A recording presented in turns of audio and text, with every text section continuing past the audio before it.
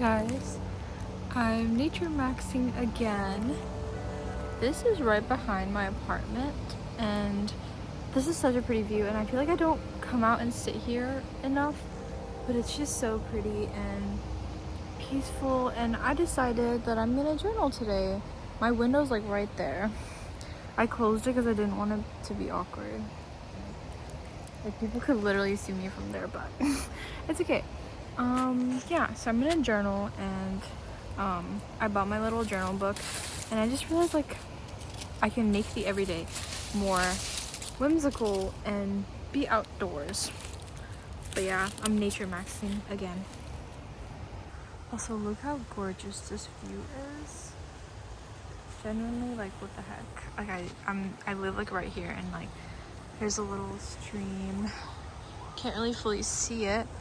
I wish I could get down there. I mean, I'm sure there's a way, but I don't know. But yeah.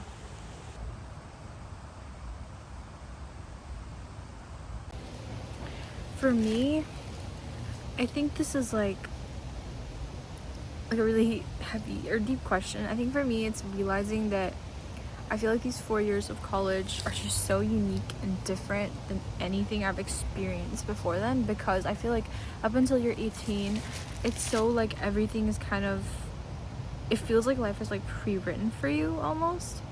But I felt like these past few years have been kind of me writing my own, like, I guess, way how I navigate my world and present myself. And it just felt so like I'm actually taking ownership over what I do and say and act and meet the people that I want to meet and stuff like that. But I think realizing that these 4 years of, like, I guess, fantasy land almost is not forever. But that doesn't mean that like after that it's gonna be like just bad. But it just means that I get to take away whatever I learned and practiced from these 4 years that are so valuable for me, and take it into my future. But I think something that I've been avoiding is like realizing that these 4 years aren't just like magical, like temporary things, but it's like I should genuinely try to internalize and like soak in the habits that I've built, or like drop the habits that I don't want to keep, so that I can take them into the real world.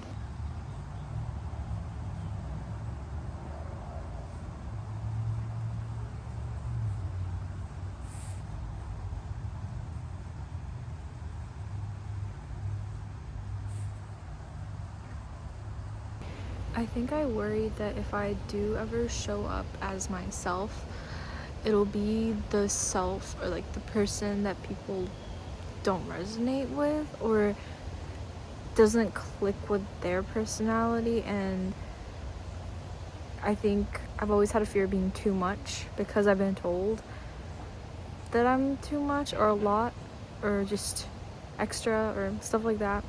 So sometimes I have to feel like I have to water myself down or show up in a lower opacity, in graphic designer terms, so that people aren't overwhelmed by my full 100% opacity, no transparency self. But yeah, like, I think just being too much and then people getting overwhelmed. Obviously, that isn't just because my character doesn't click with someone else's, doesn't mean it's negative for either of us. It just means that maybe our frequencies don't match. And that doesn't make me too much, and that doesn't make them too less. That just means we might not be right for each other as friends or whatever. I think my fear is just connecting or trying to connect with someone, but like overwhelming them with how colorful of a person I am and how many multitudes I have as a person. Yeah, because I would say I'm a colorful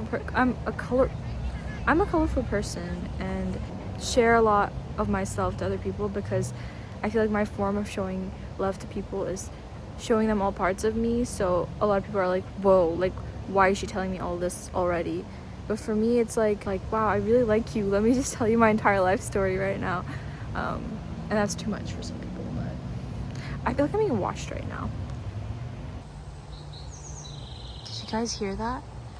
That is a beautiful bird. I actually don't know which bird that is, but it's beautiful.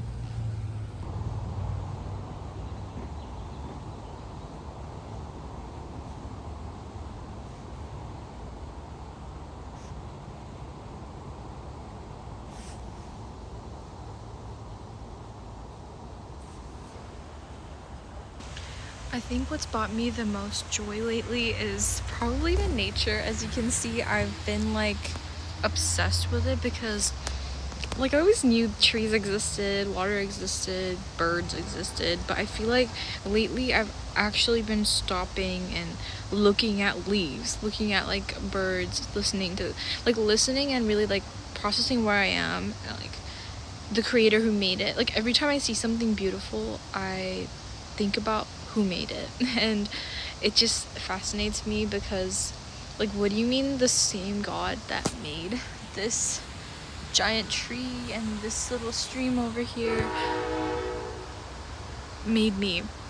And I don't know, I just feel really thankful for my existence and thankful to be alive in a place with so much greenery and no destruction around me.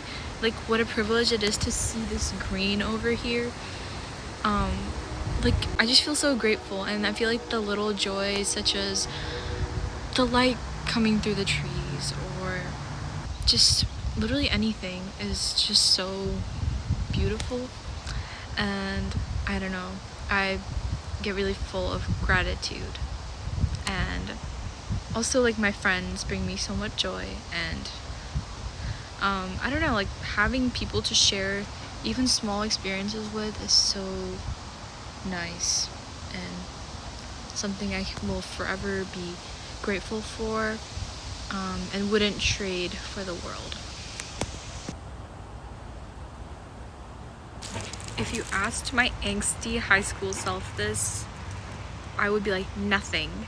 But I feel like growing into the person I am today and growing up with her and seeing her grow through my internal lens, I guess, has just taught me like how lovable I am. And sometimes I still don't feel like I believe it, but I don't know, like thinking about it, I love how much love I'm filled with, and I love that I always care and I'm the giving hand, and I never feel like I lack it to give out.